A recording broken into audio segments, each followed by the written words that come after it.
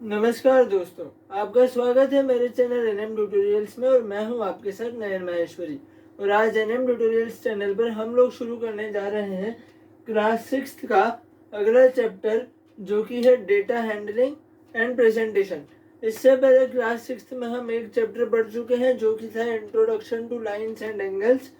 वो चैप्टर हम लोगों ने कंप्लीट कर लिया है और अब हम क्लास 6 का जो सेकंड चैप्टर है, मतलब आपकी जो एनसीईआरटी की बुक है उसमें ये 4th चैप्टर है, डेटा हैंडलिंग एंड प्रेजेंटेशन। इस पर हम लोग आज से बात शुरू करने वाले हैं। तो डेटा हैंडलिंग एंड प्रेजेंटेशन में हमारा सबसे पहला टॉपिक है डेटा हैंडलिंग। डेटा हैंडलिंग क्या होता है? तो डेटा हैंडलिंग जानने से पहले हमें ये जानना होगा कि डेटा क्या होता है। तो चलिए बात करते हैं डेटा के बारे में कि डेटा क्या होता है।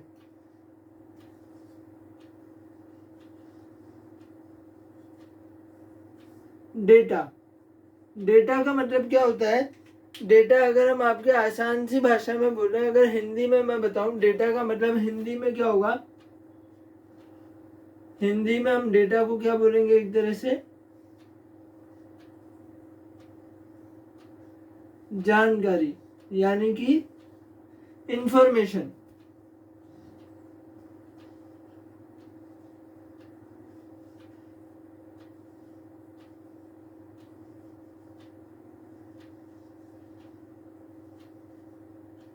वैसे तो डेटा एक तरह की जानकारी है, एक तरह की इंफॉर्मेशन है। किस किस चीज की इंफॉर्मेशन? तो आपके बारे में जैसे कोई इंफॉर्मेशन हो गई, जैसे कि आपकी उम्र हो गई, आपका घर का एड्रेस, आपका नाम, आपके पिताजी का नाम, आपकी माँ का नाम, ये सब क्या है? आपके बारे में एक जानकारी है, आपके बारे में एक इंफॉर्मेशन है। और मैथ्स की भाषा में हम लोग क्या कहेंगे कि ये किसी इंसान का क्या है? ये किसी इंसान का डेटा है। डेटा मतलब उस इंसान के बारे में हमारे पास जो ज़रूरी जानकारियाँ हैं, जैसे कि उसका नाम, उसका पता, उसके पेरेंट्स का नाम वगैरह वगैरह। तो डेटा हैंडलिंग अगर डेटा हैंडलिंग क्या होता है? मतलब इस डेटा को हैंडल करना। डेटा मतलब जानकारी को हैंडल करना, मतलब उस जानकारी को हमारे पास लिख कर रखना। जैसे कि आप लोगों ने स्कूल में देखा होगा, स्कूल में आपके जो क्लास टीचर होते हैं उनके पास क्या होता है? एक अटेंडेंस का रजिस्टर होता है। आपका जो पहला पीरियड होता है स्कूल में, उसमें टीचर आते हैं, जो आपके क्लास टीचर हैं वो क्लास में आते हैं, उनके पास एक अटेंडेंस का रजिस्टर होता है। अटेंडेंस के रजिस्टर में वो लोग क्या करते हैं, आपने देखा होगा बहुत बार, अगर वो रजिस्टर, तो उसमें क्लास के जितने भी बच्चे हैं सभी के नाम लिखे होते हैं। अटेंडेंस ली जाती है। अटेंडेंस किस लिए ली जाती है? ये देखने के लिए ली जाती है कि कौन सा बच्चा उस दिन क्लास में आया है और कौन सा बच्चा क्लास में नहीं आया है। और आपके अटेंडेंस के रजिस्टर में किस तरह के कॉलम बने होते हैं? जैसे कि यहाँ पर तो आपका नेम लिखा होता है, यहाँ पे आपका नेम लिखा होता है और उसके आगे आपके 2 कॉलम बने होते हैं, एक पी का, एक ए का। पी मतलब प्रेजेंट, ए मतलब एब्सेंट। यहाँ पर आपके कॉलम बने होते हैं प्रेजेंट, एब्सेंट। अगर जैसे कि मैं हूँ, मेरा नाम मैंने लिख दिया नयन, मैंने यहाँ पर मेरा नाम लिख दिया नयन। अगर मैं क्लास में गया, मेरी अटेंडेंस, कोई टीचर जो है वो मेरी अटेंडेंस ले रहा है, अगर मैं क्लास में हूँ, अगर मैं प्रेजेंट हूँ, मैं बोलूँगा प्रेजेंट मैम, तो वो यहाँ पर क्या लिखेंगे? वो यहाँ पर लिख देंगे कि मैं प्रेजेंट हूँ, या वो सिंपली क्या करेंगे? वो प्रेजेंट पे टिक कर देंगे। और अगर मैं नहीं आया हूँ, अगर मैं उस दिन क्लास में एब्सेंट हो गया हूँ, तो वो यहाँ पर एब्सेंट पर टिक कर देंगे। तो ये ऐसी इंफॉर्मेशन जो है क्लास के रजिस्टर में हर स्टूडेंट के बारे में वो टीचर लिखता है कि कौन सा स्टूडेंट प्रेजेंट है और कौन सा स्टूडेंट एब्सेंट है। ये एक तरह से क्या है? ये एक तरह से टीचर को आप अपना डेटा देते हो, आप अपनी जानकारी देते हो। कौन सी जानकारी देते हो? आप उसको ये जानकारी देते हो कि आप क्लास में आए हो या नहीं आए हो। और वो सारे बच्चों की जानकारी जो है वो उस रजिस्टर में क्या करता है? उस रजिस्टर में मेंटेन करता है, जिसे हम क्या कहते हैं? उस रजिस्टर में वो उस जानकारी को एक रिकॉर्ड के रूप में रखता है। किस रूप में रखता है? एक रिकॉर्ड के रूप में। रिकॉर्ड का मतलब क्या है?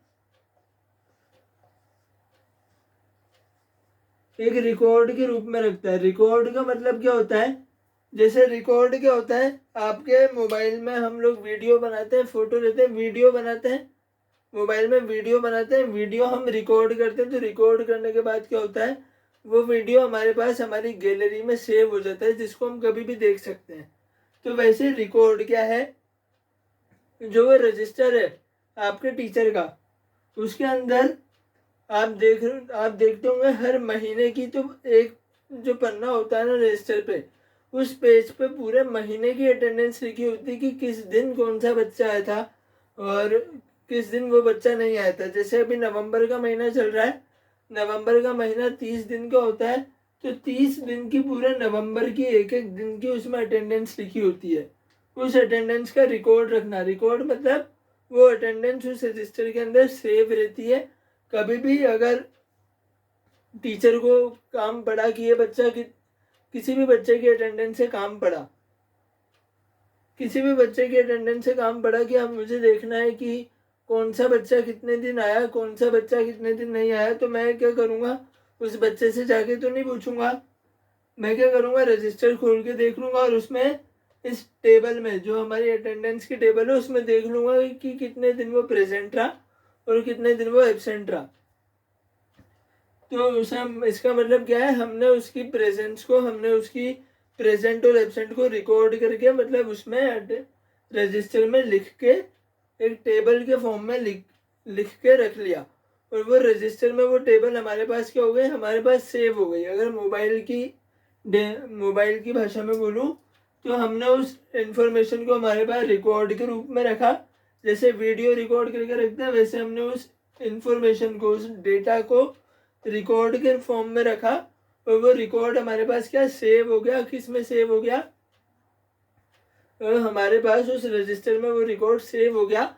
और हमें जब भी किसी बच्चे की अटेंडेंस देखनी है तो हम वो रजिस्टर खोल के देख सकते हैं। वैसे ही जैसे कोई भी वीडियो देखना है तो मोबाइल में खोल के देखते हैं, वैसे ही किसी की अटेंडेंस देखनी है तो वो रजिस्टर में जो रिकॉर्ड है अटेंडेंस का, उस रिकॉर्ड को हम खोल के किसी भी बच्चे की अटेंडेंस देख सकते हैं। तो बात कर रहे हैं डेटा हैंडलिंग। तो डेटा हैंडलिंग हम इसी चीज़ को कहते हैं कि जैसे डेटा मतलब जानकारी, मतलब इंफॉर्मेशन। अब हमारे पास जो रजिस्टर होता है, उस रजिस्टर में अब क्लास में एक बच्चा तो होता नहीं है, क्लास में एक बच्चा तो होता नहीं है, कई सारे बच्चे होते हैं। मान लीजिए 20 बच्चे हैं क्लास में, तो 20 के 20 बच्चों का यहाँ पर प्रेजेंट और एब्सेंट का डेटा रहेगा। मान लो मैं आया हूँ, मान लो, तो मेरा यहाँ पे प्रेजेंट का डेटा है। वैसे ही अगर कोई और बच्चा है अनिल, तो ये अगर नहीं आया, ये एब्सेंट है। कोई और बच्चा है रवि, ये प्रेजेंट है, ठीक है। एक और है तन्मय,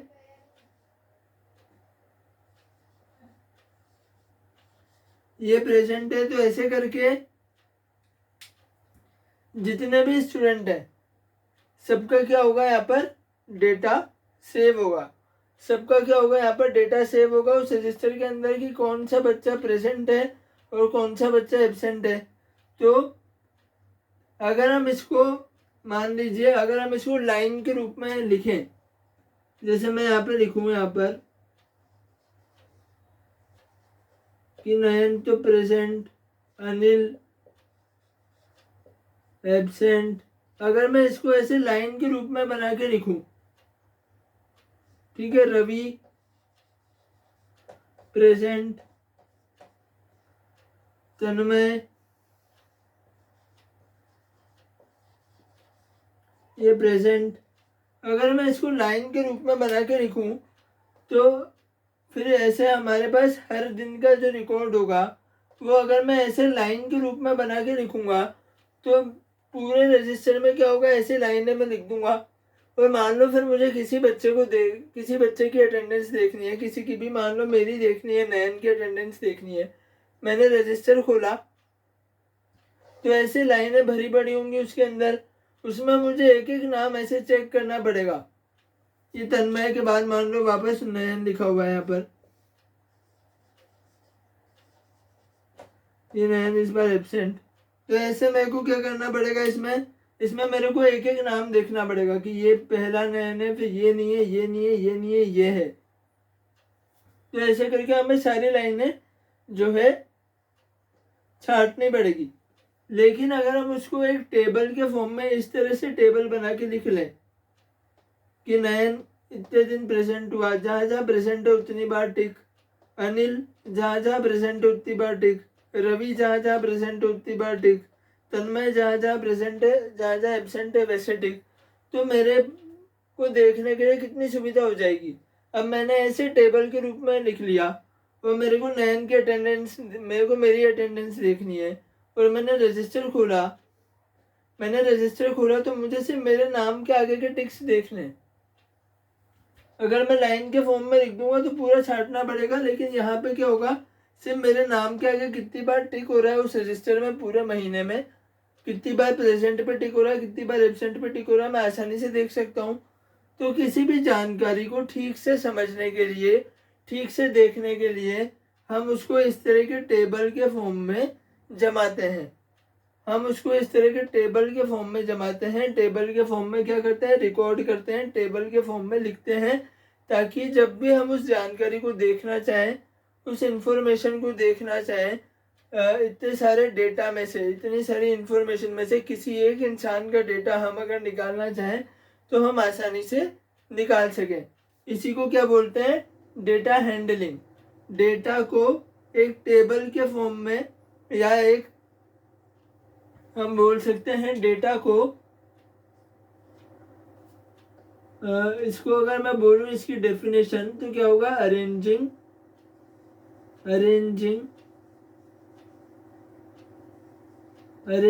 डेटा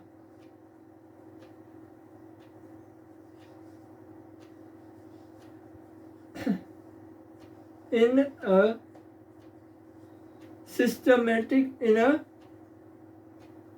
an order, ऐसे लिख देते हैं। Arranging data in an order, एक डेटा को एक ऑर्डर में जमाना, एक क्रम में जमाना। जैसे कि ये नयन है, ये मेरा है नयन का, और यहाँ पे प्रेजेंट और एब्सेंट का मैंने क्या जमा रखा है, यहाँ पे ऑर्डर जमा रखा है। रजिस्टर में ऐसे ही आगे और भी ब्लॉक्स होंगे और वो ऑर्डर में होगा कि किस दिन में प्रेजेंट था और किस दिन में एब्सेंट था। ठीक है, यहाँ पर ऊपर क्या होता है, यहाँ पे जैसे 1 तारीख है तो यहाँ पर ऊपर तारीख लिखी होती है और उसके नीचे ये 2 कॉलम बने होते हैं प्रेजेंट और एब्सेंट के। ऐसे ही और तारीखों के भी होंगे, तो इससे मुझे पता चल जाएगा कि किस दिन में प्रेजेंट था और किस दिन में एब्सेंट था। तो डेटा को स्टडी करने के लिए, किसी भी डेटा की आसानी से स्टडी करने के लिए उसे एक ऑर्डर में जमाना ही क्या कहलाता है, डेटा हैंडलिंग। और सबसे अच्छा तरीका जो हम डेटा को अरेंज करने के लिए इस्तेमाल करते हैं वो कौन सा मेथड है, वो है हमारा टेबल फॉर्म।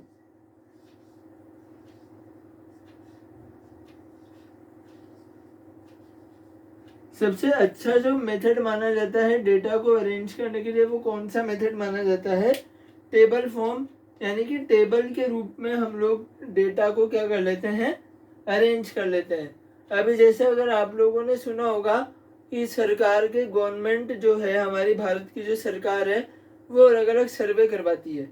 जैसे मान लीजिए ये मेरा शहर है झालावाड़, ठीक है, मैं राजस्थान के झालावाड़ शहर से बिलोंग करता हूँ, और यहाँ पर अगर सरकार को सर्वे करवाना है कि इस शहर में कितने तो पुरुष हैं और कितनी महिलाएं हैं, कितने जेंट्स हैं, कितनी लेडीज हैं, तो वो अगर यहाँ की जो पॉपुलेशन है वो तो लाखों में है, यहाँ पे कुछ लाख लोग रहते हैं, तो ऐसे अगर वो लाइन में लिखेंगे कि ये जेंट्स है, फिर किसी दूसरे का नाम कि ये लेडीज है, फिर तीसरे का नाम ये जेंट्स है, तो उसको पढ़ना कितना मुश्किल होगा।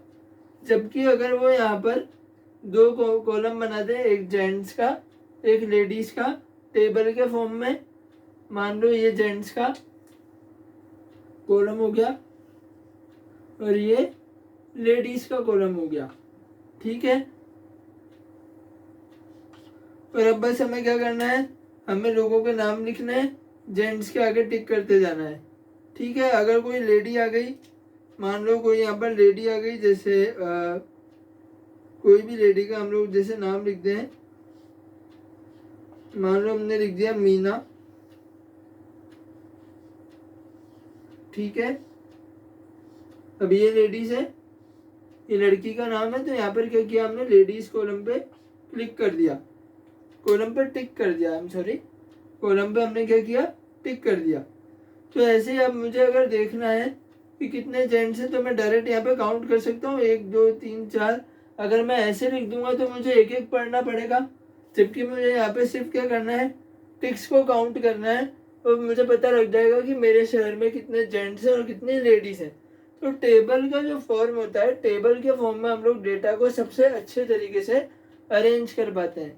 तो इस चैप्टर में, डेटा हैंडलिंग के चैप्टर में, हम अलग अलग तरह की टेबल्स के बारे में, और टेबल के बाद हम लोग बात करेंगे ग्राफ के बारे में, जिसमें हम लोग डेटा को अरेंज करना सीखेंगे। पहले हम बात करते हैं टेबल के बारे में, कि टेबल में कैसे हम अरेंज करते हैं डेटा को।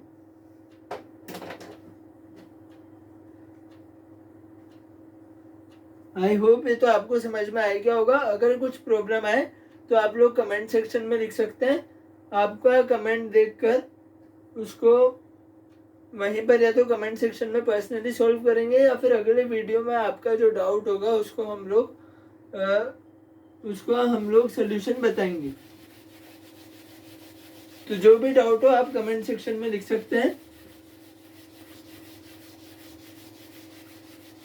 बाकी वैसे बहुत ही आसान सी चीज़ है, आपको आई होप समझ में आ ही गया होगा कि डेटा हैंडलिंग क्या होता है। तो डेटा हैंडल करने का सबसे पहला मेथड, सबसे पहले तरीका डेटा को अरेंज करने का क्या होगा। डेटा को अरेंज करने का सबसे पहला तरीका क्या होगा, यहाँ पे मैं लिख रहा हूँ, डेटा को अरेंज करने का सबसे पहला तरीका, या फिर एक काम करते हैं, डेटा हैंडलिंग को हम यहाँ पर लिखा ही हुआ है हमारा चैप्टर का नाम, तो इसे हम अभी मिटा देते हैं। और यहाँ पर अब देखो कि डेटा हैंडलिंग का सबसे पहला तरीका क्या है।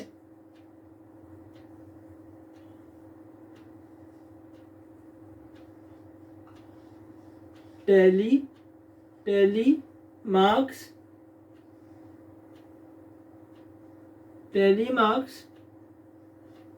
Table, tally marks table.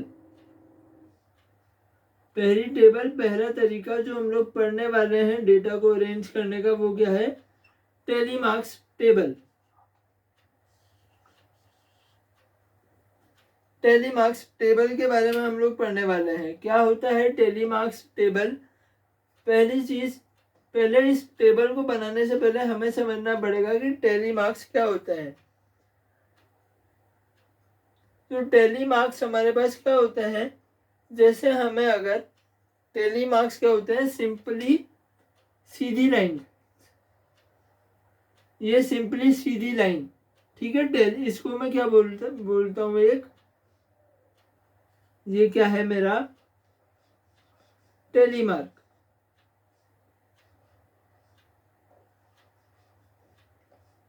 ठीक है, ये मेरा एक टैली मार्क है। टैली मार्क को हम कैसे दर्शाते हैं, एक सीधी लाइन से दर्शाते हैं। ठीक है, अगर मुझे 1 को, जैसे मैं आपको बताता हूँ, यहाँ पर हम लोग लिखते हैं, एक टेबल बना देते हैं छोटी सी। यहाँ है हमारे पास नंबर, और यहाँ है हमारे पास टैली मार्क। किस नंबर को हम टैली मार्क्स में कैसे रिप्रेजेंट करेंगे वो देखते हैं। किस नंबर को हम टैली मार्क्स में कैसे रिप्रेजेंट करेंगे, अब वो देखते हैं। तो फॉर एग्जांपल हमारे पास नंबर है नंबर 1। ठीक है, ये नंबर 1 है। नंबर 1 को हमने पहले, नंबर कौन सा है हमारे पास, 1 को हम लोग, एक नंबर को हम लोग एक टैली मार्क से रिप्रेजेंट करते हैं। कैसे करते हैं, ये 1 को हमने रिप्रेजेंट कर दिया इस तरह से, एक टैली मार्क से। ठीक है, अब नंबर 2 है, तो इसको कैसे करेंगे, 2 टेलीमार्क्स है, ठीक है।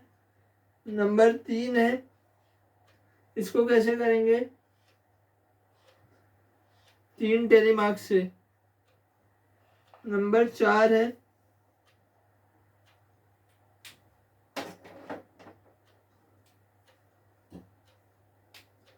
नंबर 4 है, इसको कैसे करेंगे, 4 टेलीमार्क्स से। अब देखिए, अब आया कौन सा, नंबर 5, ठीक है। अब आया कौन सा, नंबर 5। तो 5 को कैसे करेंगे, आप में से बहुत से लोग बोलेंगे 5 के लिए 5 डंडे बना दो, 1 2 3 4 5। भाई 1 के लिए 1 डंडा, 2 के लिए 2, 3 के लिए 3, 4 के लिए 4 और 5 के लिए 5 डंडे। तो हम लोग 5 को कैसे रिप्रेजेंट करेंगे, ऐसे रिप्रेजेंट करेंगे। लेकिन अगर अब मुझे एक बात बताओ, जैसे ये तो नॉर्मल से नंबर है 5, ठीक है। अगर मेरे पास नंबर आ गया 100, ठीक है, अगर मेरे पास नंबर आ गया 100,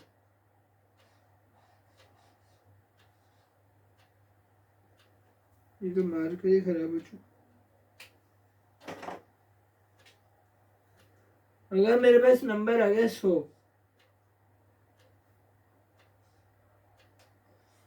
क्या हो रहा है,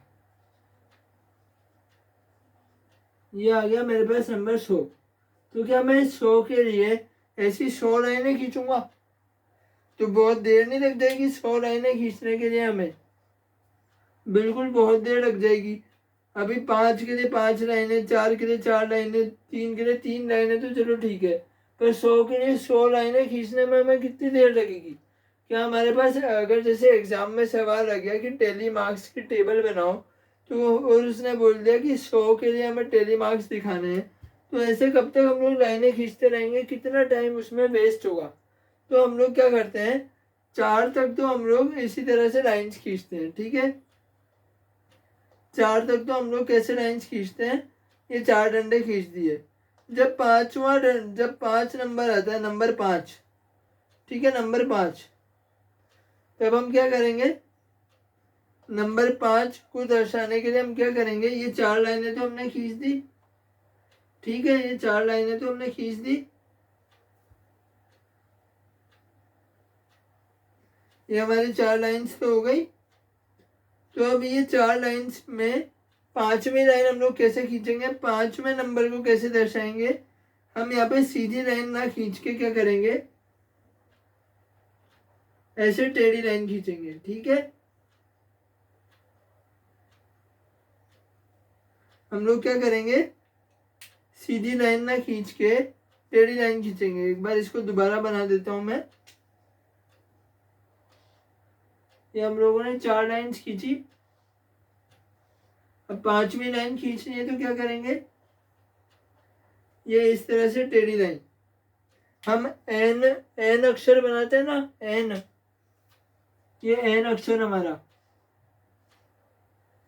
ये एन अक्षर, तो बिल्कुल जो 5वीं लाइन है ना, वो एन अक्षर की तरह रहेगी।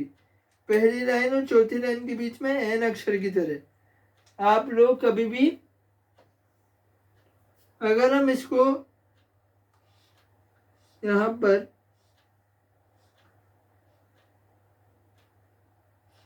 अगर हम इसको इस तरह खींचेंगे, अगर हम इसको उल्टा खींच देंगे, अगर हम इसको यहां से यहां खींचेंगे, तो ये क्या होगा हमारा, ये हमारा गलत हो जाएगा, ठीक है, ये गलत है। ये जो नीचे वाला है ये गलत है, ठीक है।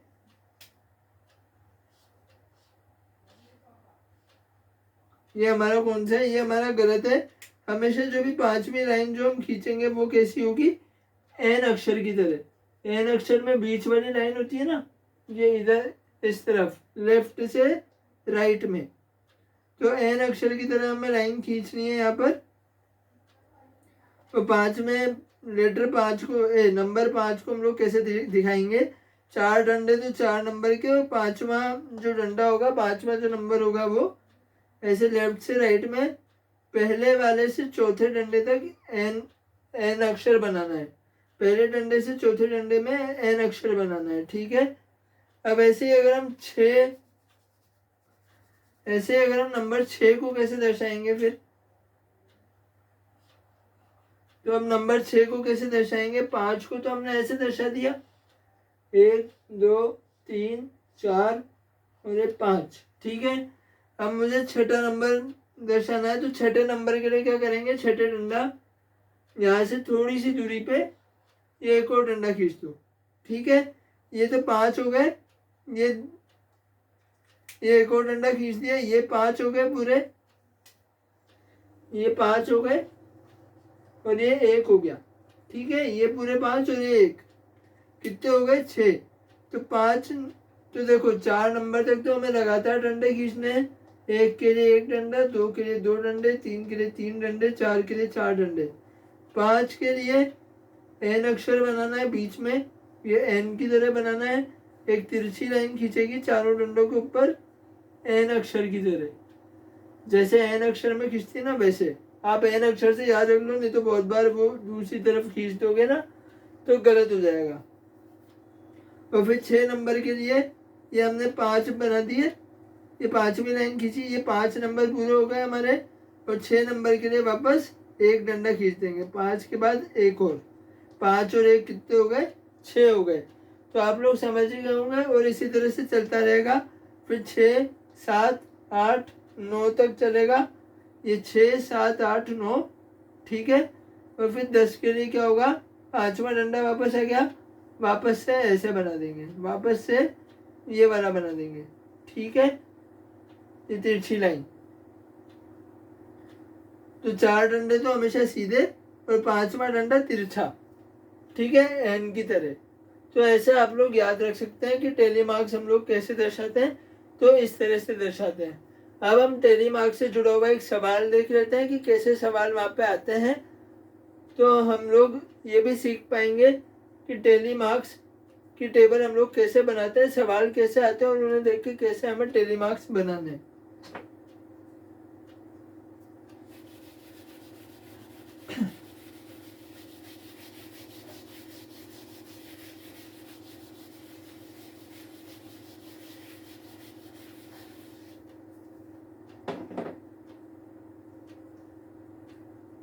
तो हमारे पास एक क्वेश्चन है,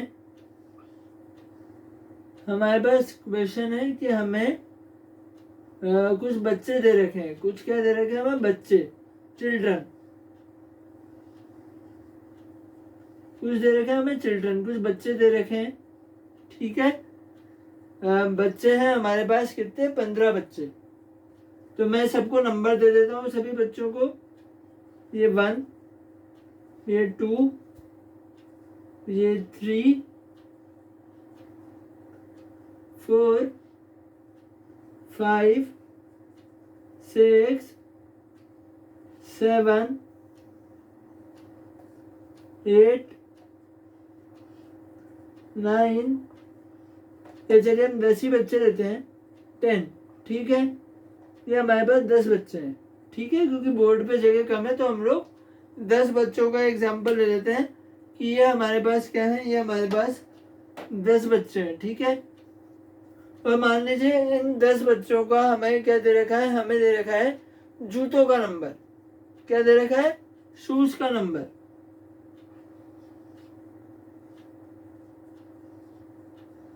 शू नंबर।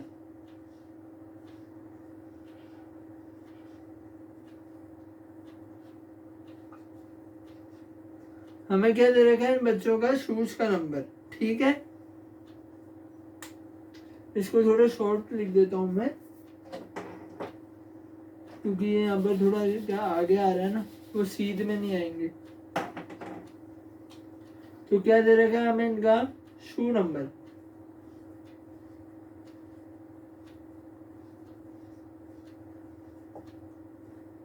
ये अब एकदम स्ट्रेट आएंगे। तो शू नंबर कितने दे रखे हैं? मेरे पास ये सवाल यहाँ पे लिखा हुआ है नोटबुक में। शू नंबर उसने हमें कितना दे रखा है? तो शू नंबर क्या होता है? पहले तो आप जानते हैं ना कि हम लोग जो जूते पहनते हैं ना, अगर किसी ने शू नंबर नहीं देखे हो आप बच्चों में से, तो हम लोग जो जूते पहनते हैं, जूतों के पीछे देखना कभी, जूतों का जो सोल होता है ना, नीचे वाला हिस्सा, वहाँ पे एक नंबर लिखा होता है। वो नंबर क्या बताता है? वो जूते की साइज को बताता है। हम जैसे जैसे बड़े होते हैं हमारे पैर की जो साइज है ना वो बड़ी होती जाती है।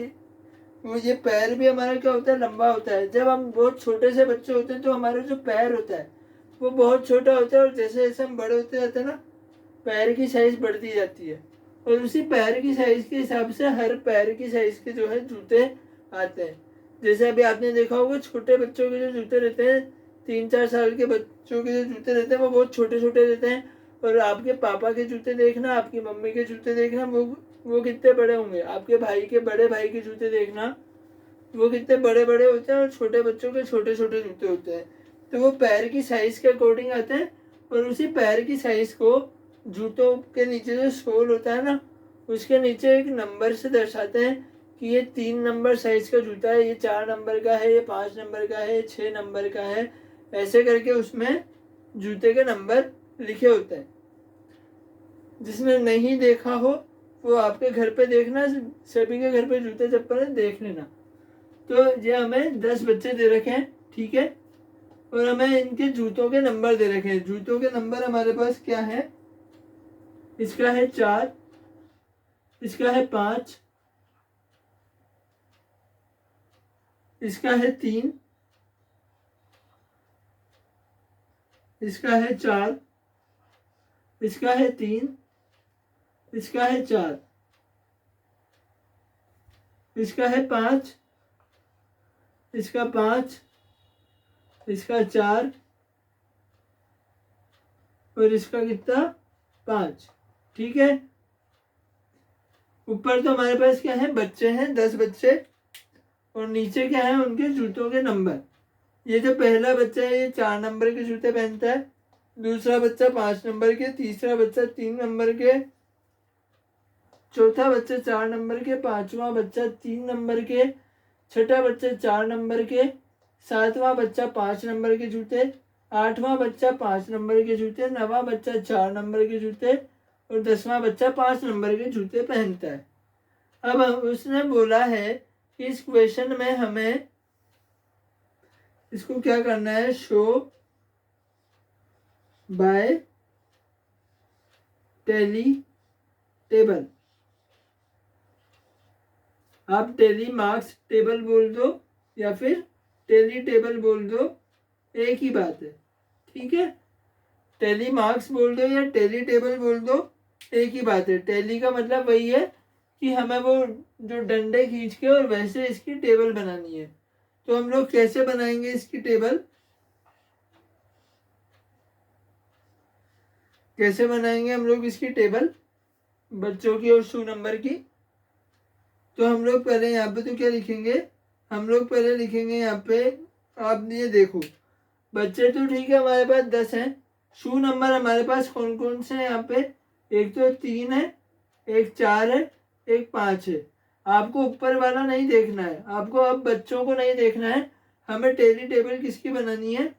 हमें टेली टेबल से क्या दिखाना है कि कितने बच्चे कौन से नंबर के शू पहनते हैं। मतलब 3 नंबर के जूते जो है कितने बच्चे पहनते हैं, 4 नंबर के जूते कितने बच्चे पहनते हैं, और 5 नंबर के जूते कितने बच्चे पहनते हैं। हम लोगों को टेली टेबल से ये दिखाना है, ठीक है।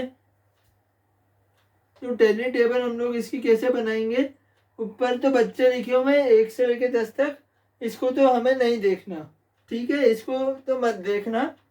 नीचे क्या है हमारे पास, शू नंबर है, ठीक है, शू नंबर।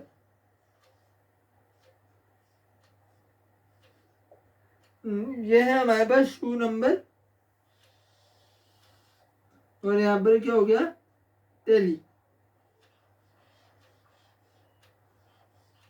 और इधर मैं लिख देता हूं नंबर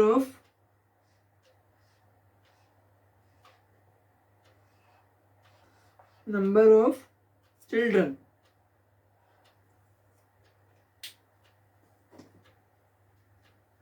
क्या लिखेंगे, नंबर ऑफ चिल्ड्रन।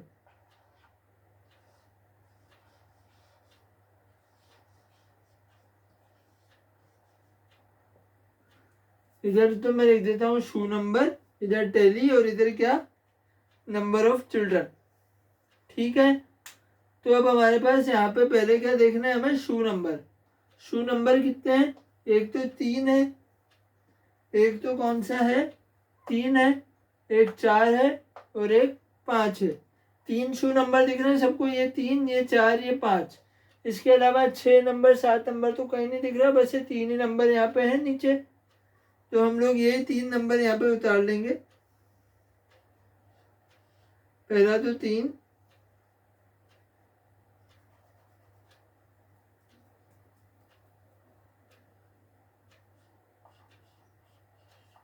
पहला 3, 4 और 5। ठीक है, ये हम लोगों ने 3 नंबर उतार दिए यहाँ पे, 3, 4 और 5। अब ये बताओ, अब हमें देखना है कि कौन सा बच्चा कौन से नंबर के शूज पहन रहा है। तो पहले बच्चे ने कौन से नंबर के पहने, 4 नंबर के पहने। तो 4 नंबर पे एक डंडा। ठीक है, 4 नंबर पे एक डंडा।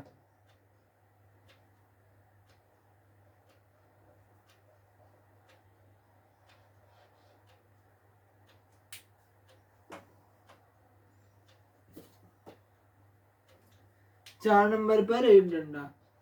ठीक है, अब हमें देखना है दूसरे बच्चे ने कौन से नंबर के पहने, 5 नंबर के। तो 5 नंबर पे एक डंडा, ये 5 नंबर पे एक डंडा। तीसरे बच्चे ने कौन से पहने, 3 नंबर के। इसको भी सीधे में कर लेता हूं मैं।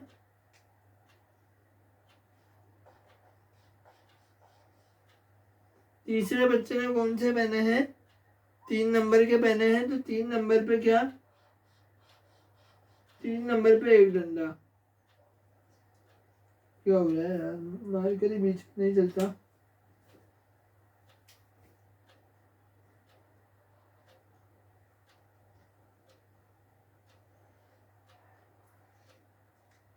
ये 3 नंबर पे एक डंडा। चार, पहले वाले ने कौन से 4 नंबर के पहने, 4 नंबर पे एक डंडा। दूसरे वाले ने 5 नंबर के पहने, तो 5 नंबर पे एक डंडा। तीसरे वाले ने 3 नंबर के पहने, तो 3 नंबर पे एक डंडा। अब चौथे वाले ने 4 नंबर के पहने, तो चौथे वाले ने 4 नंबर के पहने। तो कितना आ गया यहाँ पे, आ गया दूसरा मार्क, सेकंड डंडा। ठीक है, अब पांचवें वाले ने 3 नंबर के, पांचवें वाले ने 3 नंबर के। अब कंफ्यूज मत हो जाना, आप 5 देख के 5 पे लगा दूं, नहीं, हमें नीचे वाले नंबर देखने हैं। पांचवें वाले ने 3 नंबर के पहने, तो 3 नंबर पे दूसरा डंडा। ठीक है, छठे वाले ने 4 नंबर के पहने, तो 4, हम नीचे वाले नंबर देख रहे हैं, ऊपर वाले नंबर से कोई काम नहीं है। बस ऊपर वाले नंबर में तो ये देख रहे हैं कि किसने पहना हुआ है। हमें ऊपर वाले नंबर यानी लिखने, सिर्फ नीचे वाले नंबर है। ठीक है, 3, 4, 5। तो पांचवें नंबर ने 3, पांचवें बच्चे ने 3 नंबर के जूते पहने, तो हमने दूसरा डंडा यहाँ पे लगा दिया। अब छठे बच्चे ने 4 नंबर के पहने, ये तीसरा डंडा 4 पे। ठीक है, सातवें बच्चे ने 5 नंबर के पहने, ये 5 पे दूसरा डंडा। आठवें बच्चे ने 5 नंबर के पहने, ये 8 पे 5 पे तीसरा डंडा। ठीक है, फिर 9वें बच्चे ने 4 नंबर के पहने, 4 पे चौथा डंडा। 10वें बच्चे ने 5 नंबर के पहने, तो 5 पे चौथा डंडा। ठीक है, तो अब यहाँ पे देखो, अब हम यहाँ पे लिखेंगे नंबर ऑफ चिल्ड्रन। तीसरा कॉलम क्या है, नंबर ऑफ चिल्ड्रन। तो यहाँ पे हमारे पास देखो क्या है, 3 शू नंबर 3। यहाँ पे क्या लिखे थे हमारे पास, शू नंबर 3, 4 और 5। तो 3 नंबर का जूता कितने के सामने कितने डंडे हैं, 2 डंडे। मतलब दो बच्चे ऐसे हैं जिन्होंने 3 नंबर का जूता पहना है। देखो, एक इसने पहना है, तीसरे बच्चे ने पहना है, एक 5वें बच्चे ने पहना है, 2 जनों ने। तो 2 जनों ने पहना हुआ है, तो नंबर ऑफ चिल्ड्रन यहाँ पे कितना आ जाएगा, 2। ठीक है, 2 जनों ने 3 नंबर का जूता पहना है। ठीक है, 2 बच्चों ने। फिर 4 नंबर के जूते के आगे कितनी लाइन्स हैं? 4। ठीक है, तो 4 लोगों ने कितना पहना है? 4 बच्चों ने 4 नंबर का जूता पहना है। एक बार देख लेते हैं। एक पहले वाले ने पहना है, एक चौथे वाले ने पहना है, एक छठे वाले ने पहना है और एक ये 9वें वाले ने पहना है। तो 4 बार आ रहा है हमारा 4, 1 2 3 4। 4 बच्चों ने 4 नंबर का जूता पहना है। और ऐसे ही 5 के आगे भी कितने डंडे हैं? 4 डंडे। तो 4 बच्चों ने 5 नंबर का जूता पहना है। और अगर मान लो यहाँ पे मैं एक और बच्चा बढ़ा दूं, यहाँ पे 11 बच्चे हो गए। ठीक है, और ये 11वें वाले ने भी कितना? 5 नंबर का जूता पहना हुआ है। ठीक है, 11 वाले ने भी 5 नंबर का जूता पहना है। अब यहाँ पे हमारे 4 डंडे तो हो गए, ये 5 आ गया 4 बार, ये दूसरे बच्चे पे, 7वें बच्चे पे, 8वें बच्चे पे और 10वें बच्चे पे 5 आ गया। अब मान लो 11वें बच्चे पे भी 5 है, तो यहाँ पे 4 डंडे तो हो गए, यहाँ पे 4 डंडे तो हो गए। 5वां कैसे लगाऊंगा मैं? 5वां कैसे लगाना है? ये ऐसे तिरछा, एन की तरह, ये एन की तरह तिरछा। 5वां डंडा कैसा? तिरछा, एन वाली शेप में। दूसरी साइड से मत लगा देना, ऐसे मत लगा देना, ये गलत है। ठीक है, ये वाला गलत है, ये वाला गलत है और ये वाला सही है। एन हमेशा सीधा बनाना है, उल्टा नहीं बनाना है।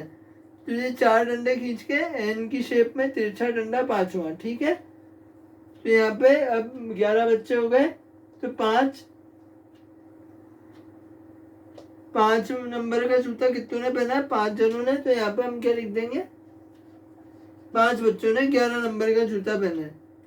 सॉरी, 5 बच्चों ने 5 नंबर का जूता पहना है। तो ऐसे हम लोग क्या दिखाते हैं? Tally marks table. ऐसे हम लोग क्या बनाते हैं? Tally marks table. हम जैसे यहाँ पे तो मैंने नंबर से शो कर दिया बच्चों को। ठीक है, यहाँ पे तो मैंने नंबर से शो कर दिया बच्चों को। बहुत बार वो नाम भी दे देता है, नयन, रवि, अनिल, ऐसे वो नाम लिख देगा और बोलेगा कि नयन 4 नंबर का पहनता है, रवि 5 नंबर का पहनता है, अनिल 3 नंबर का पहनता है, ऐसे वो लिख देगा।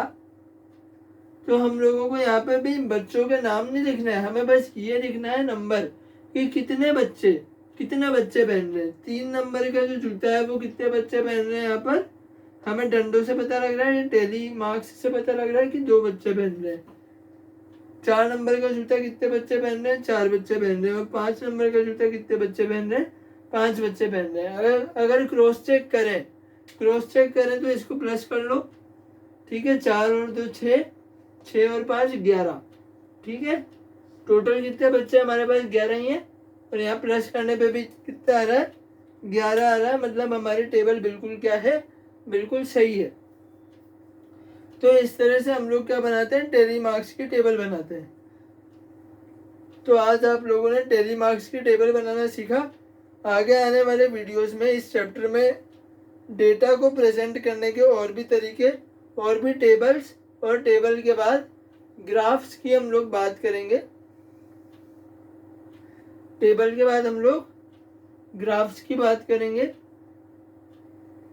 कि ग्राफ होता क्या है। ग्राफ से भी हम लोग रिप्रेजेंट करते हैं, अलग अलग तरह के हम लोग इसमें ग्राफ भी देखेंगे, जैसे कि बार ग्राफ वगैरह वगैरह। उससे कैसे रिप्रेजेंट करते हैं वो हम आगे देखेंगे। अभी आज हम लोगों ने ये टेली मार्क्स की जो टेबल है ये हम लोगों ने सीखी है। तो आप लोग क्या करो, आपकी जो एनसीईआरटी की बुक है उसमें जितने भी टेली मार्क्स के सवाल हैं, उसमें जितने भी टेली मार्क्स की टेबल के सवाल हैं, आप उनको ट्राई करना, उनकी प्रैक्टिस करना और ये टेबल्स बना के देखना। अगर नहीं आए तो आप कमेंट सेक्शन में पूछ सकते हैं, वो सवाल आपको यहाँ वीडियो में, अगले वीडियो में करवाया जाएगा। तो अभी आज के लिए वीडियो में बस इतना ही।